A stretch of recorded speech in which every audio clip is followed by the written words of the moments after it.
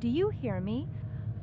Ah, there we go. Hello and welcome to our short tour down 1,200 meters below the Earth's surface to the Gran Sasso Research Laboratory. Here we study something called dark matter, using one of the world's largest detectors dedicated to this task.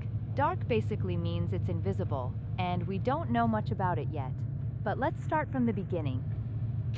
In the 1930s, a scientist named Fritz Zwicky observed that galaxies, huge collections of stars rotating around a central point, have outer stars orbiting just as fast as the inner ones. This doesn't make sense if we only consider visible matter.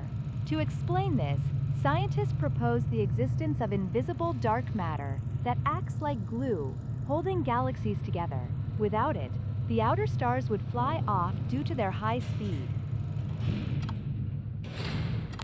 As you might know, we can see regular matter because it reflects light. But dark matter doesn't absorb, emit, or reflect light at all, which is why it's invisible to us. Light just passes through it. One way we observe dark matter's gravitational effects is through an effect called gravitational lensing.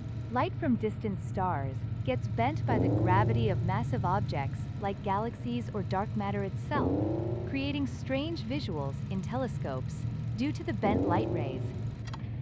We're using devices like the Hubble Space Telescope and the European Space Agency's Euclid mission to learn more about dark matter and its distribution in the universe.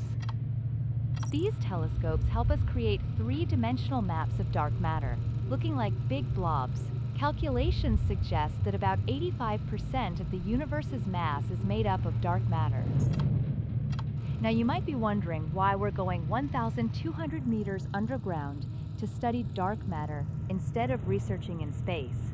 We do this to shield our sensitive detectors from other particles and radiation that could interfere with our measurements, giving us very accurate readouts in case we detect anything.